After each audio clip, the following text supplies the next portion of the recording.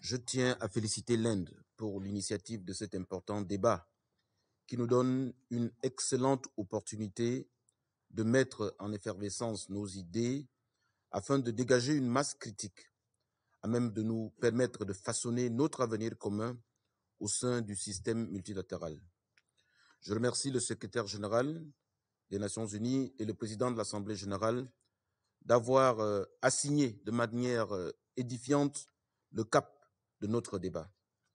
Madame la Présidente, l'ONU est une idée géniale. C'est une expérience remarquable. Je n'ose pas imaginer le monde sans les Nations Unies. Cela ressemblerait certainement à un vaste terrain de chasse dans lequel les nations sont soit chasseurs, soit chassés. D'aucuns se demandent d'ailleurs si, à certains égards, on ne se rapproche pas de ce sombre tableau. Quoi qu'il en soit, grâce au système des Nations Unies actuel, nous disposons d'un ordre international fondé sur les règles. Nous avons une grande architecture de paix et de sécurité collective. Nous avons un programme ambitieux pour le développement durable à l'horizon 2030 et d'autres feuilles de route. Oui, nous avons des outils qui sont loin d'être indigents. La question est de savoir comment rendre ces outils plus pertinents, plus efficaces et plus adaptés. Comment réformer notre organisation pour qu'elle soit plus clinique, pour assurer la sécurité et la dignité des peuples du monde.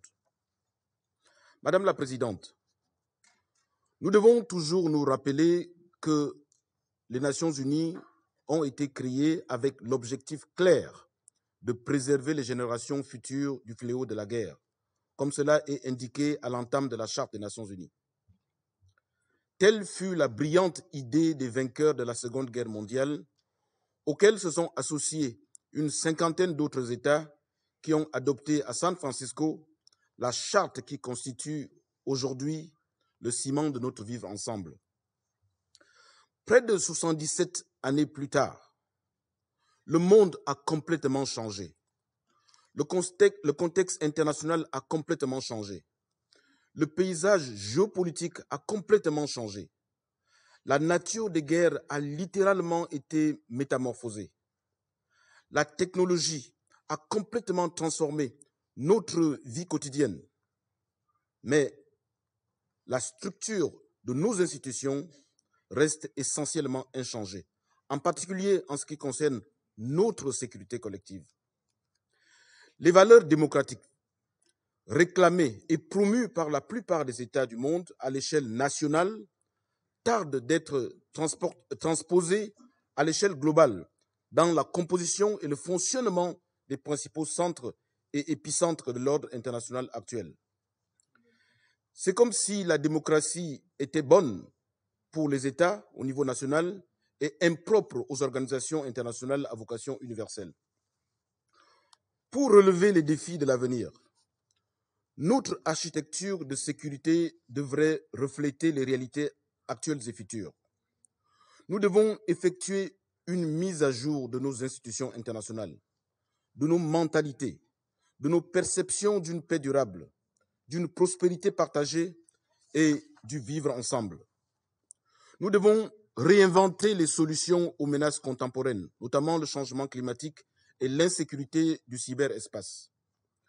Nous devons faire face à la crise de solidarité internationale qui alimente des crises sous-jacentes, notamment sur le plan économique, sur le plan humanitaire, sur le plan sanitaire, sur le plan climatique ou sur le plan alimentaire.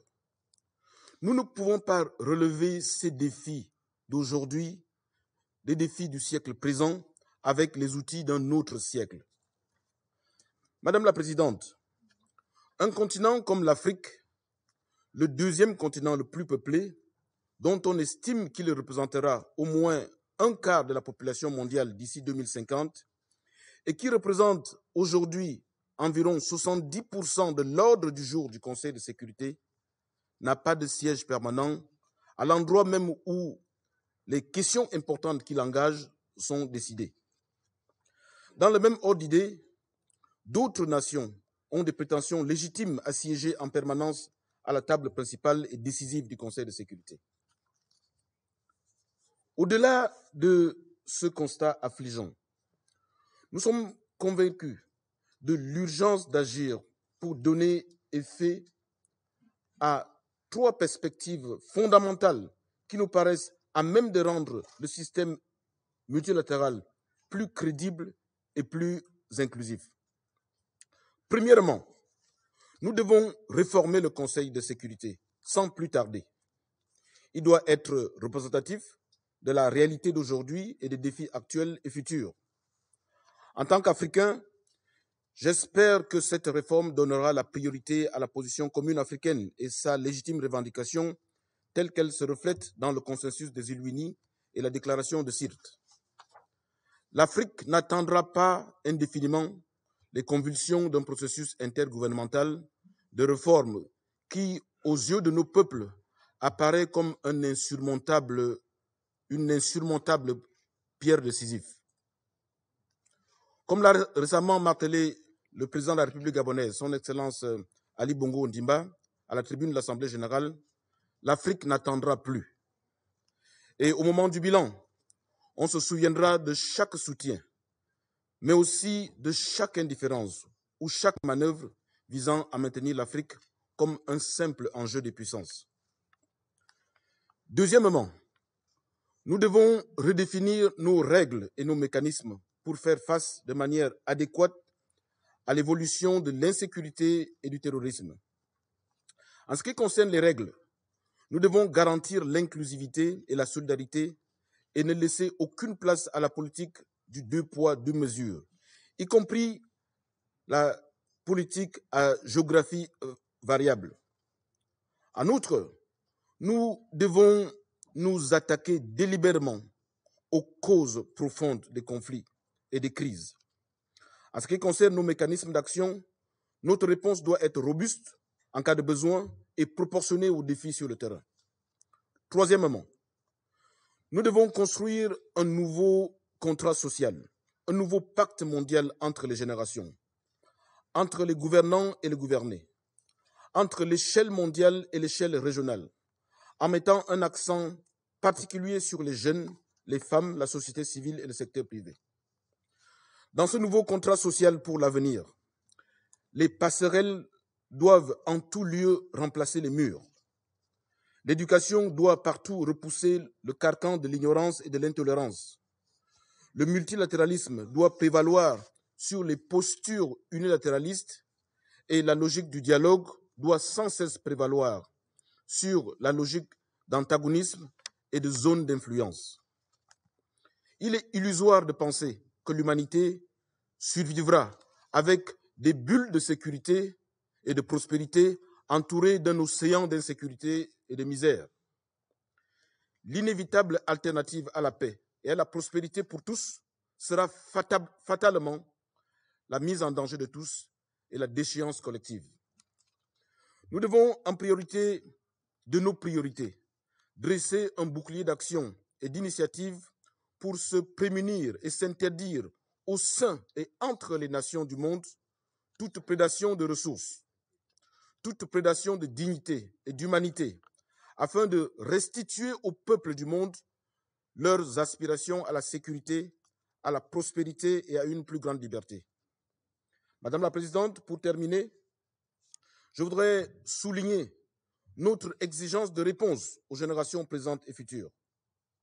Nous leur devons une réponse qui soit à la dimension de leurs peurs, à la dimension de leurs besoins et de leur légitime aspiration à vivre en paix avec des perspectives enrichies. Cette réponse ne peut pas attendre. Je vous remercie. Madame la Présidente, je vous remercie d'avoir organisé ce débat et je salue la participation du secrétaire général et du président de l'Assemblée générale. L'ordre international multilatéral est aujourd'hui mis à mal par les partisans de la loi du plus fort. L'idée qu'un système international fondé sur des règles est le meilleur garant de notre sécurité et de notre prospérité n'est plus évidente pour tous. Les défis auxquels le système international fait face appellent pourtant des réponses collectives. C'est vrai face aux enjeux économiques et de développement, de santé ou encore de lutte contre le changement climatique. La France est profondément attachée à un multilatéralisme fondé sur le droit international dans toutes ses dimensions, y compris les droits de l'homme et le droit humanitaire. C'est la meilleure réponse face à ces défis communs. La réforme du multilatéralisme passe bien sûr par une revitalisation de l'Assemblée générale, une attention de tous les instants au multilinguisme ou encore une vigilance face aux risques que la désinformation et l'attitude de certains États comportent pour le maintien de la paix. Dans ce contexte, le Conseil de sécurité reste la clé de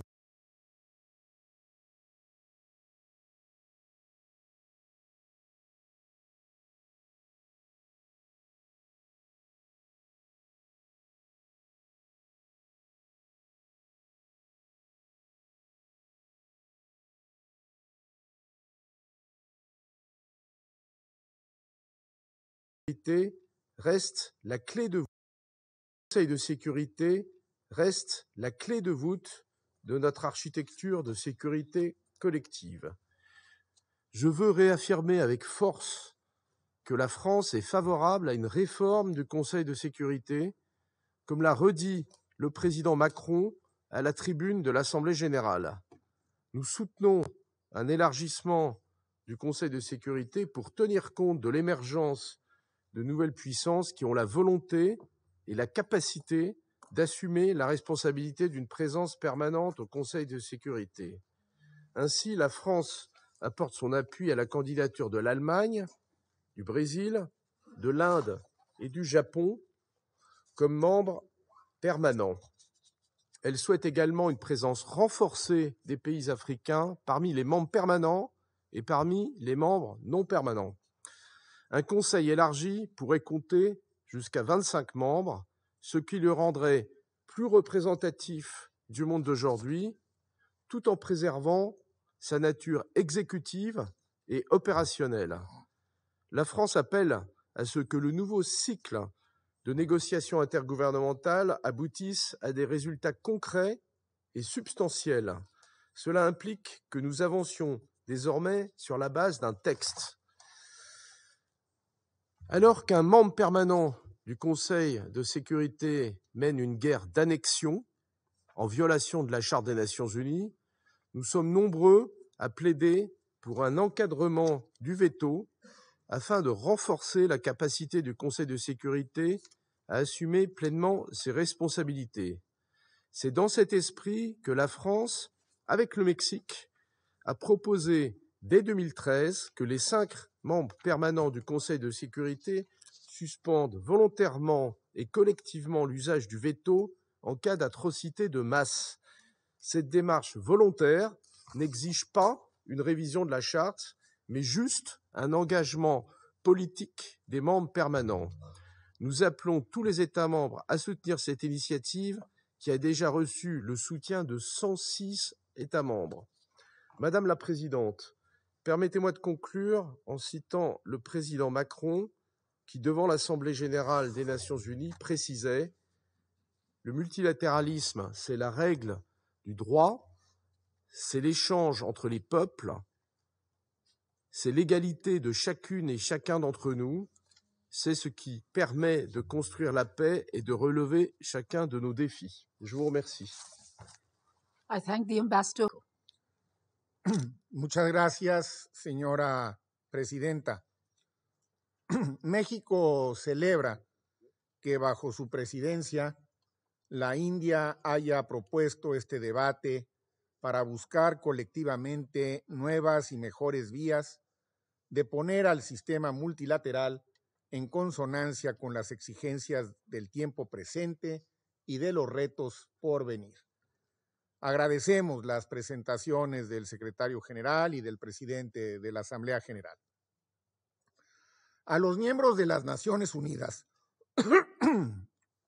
nos corresponde preservar y proteger lo que ha funcionado y reformar todo aquello que no ha permitido alcanzar aún las legítimas aspiraciones plasmadas en la Carta de la ONU y en el vasto entramado jurídico e institucional que sustenta la gobernanza mundial.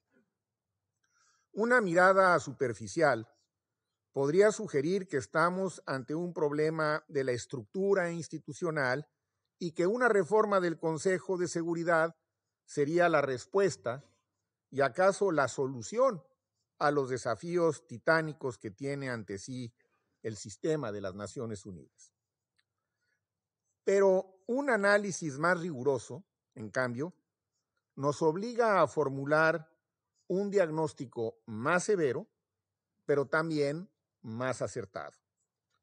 Lo primero es reconocer que la crisis multiforme que nos aqueja resulta ante todo de la pérdida de confianza en la capacidad del multilateralismo en tanto que método para responder al sinnúmero de situaciones que nos afectan a todos y que generan expectativas de soluciones rápidas y eficaces.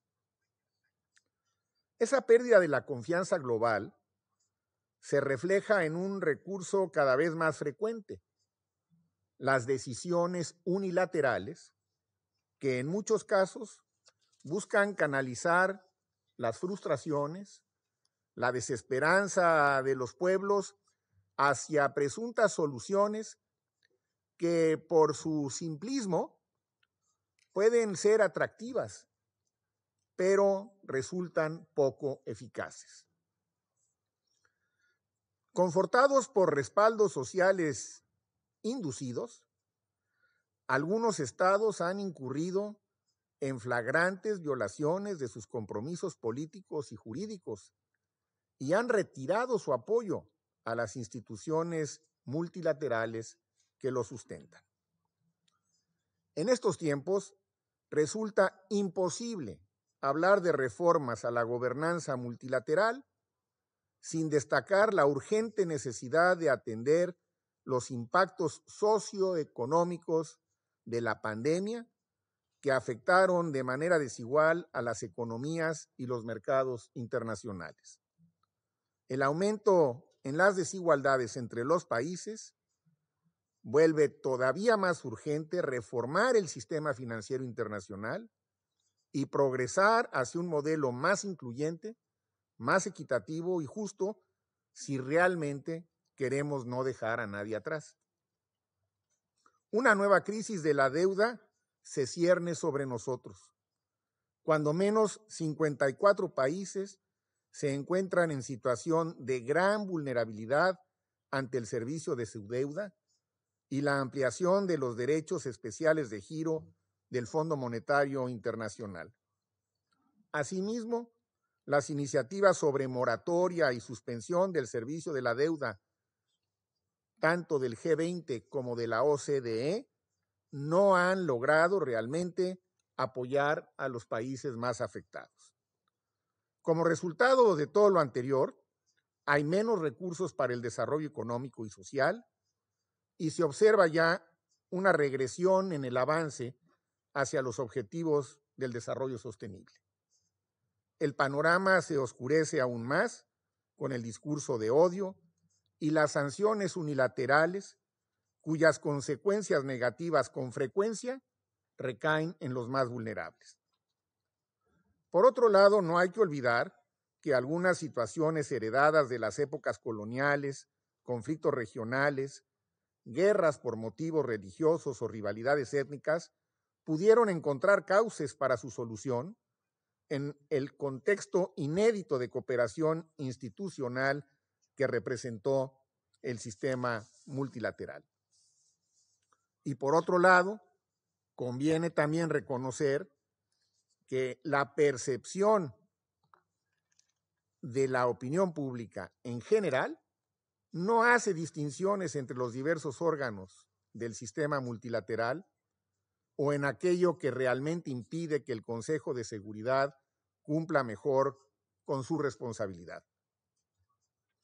Las Naciones Unidas, la arquitectura institucional como un todo, es percibida por muchos como un conjunto anquilosado, condenado a la irrelevancia. Tal percepción, legítima o no, resulta preocupante. Ante este panorama, es iluso pensar que la sola adición de más Estados miembros al Consejo de Seguridad y por añadidura más miembros permanentes generará como por arte de magia los consensos necesarios para que el Consejo desahogue a cabalidad su mandato. Como lo señalamos en el debate que promovimos durante nuestra presidencia en noviembre del año pasado, aunque el Consejo de Seguridad es el órgano competente para hacer frente a las amenazas a la paz y la seguridad internacionales, el sistema de las Naciones Unidas en su conjunto tiene un impacto directo e indirecto en el mantenimiento de la paz. Las interrelaciones con el desarrollo sostenible y el Estado de Derecho son ineludibles. Así pues, el éxito del Consejo en el cumplimiento de su responsabilidad, de acuerdo con sus mandatos, depende en gran medida de que no se abuse del veto, efectivamente, pero también depende del éxito de la Asamblea General, del éxito del Consejo Económico y Social y de la Corte Internacional de Justicia en el cumplimiento de sus propios mandatos y junto con el trabajo del secretario general. Se requiere, pues, crear las condiciones sociales y económicas que propicien una paz verdaderamente sostenible. De tal suerte que un Consejo de Seguridad similar al que hoy tenemos, pero solo con más miembros y acaso con más vetos, no será el órgano que pueda actuar realmente a nombre de todos los Estados miembros de las Naciones Unidas, como lo establece el artículo 24, párrafo 1 de la Carta. Una reforma centrada en el incremento de los miembros permanentes es contraria al principio de la igualdad jurídica de los Estados. Se requiere una reforma que permita que más países, y no que menos países, participen en el Consejo. ¿Podemos ignorar acaso que cerca de 70 estados nunca han sido miembros del Consejo de Seguridad? México apoya y apoyará aquellas propuestas en las que se contemple el incremento del número de los asientos para miembros electos mediante elecciones periódicas, no elecciones vitalicias y bajo nuevas modalidades. Por ejemplo, que los mandatos puedan durar por periodos más largos y que se contemple la posibilidad de la reelección inmediata. Como en toda democracia, quienes formen parte del Consejo de Seguridad deben someterse a elecciones periódicas en la Asamblea General en aras de una genuina rendición de cuentas. Someterse a elecciones periódicas es la verdadera prueba de la rendición de cuentas. En cualquier caso, se trata de una reforma que solo compete analizar y discutir a la Asamblea General. México está convencido de que podemos avanzar siempre que se vea por el interés colectivo y no solo por el de unos cuantos.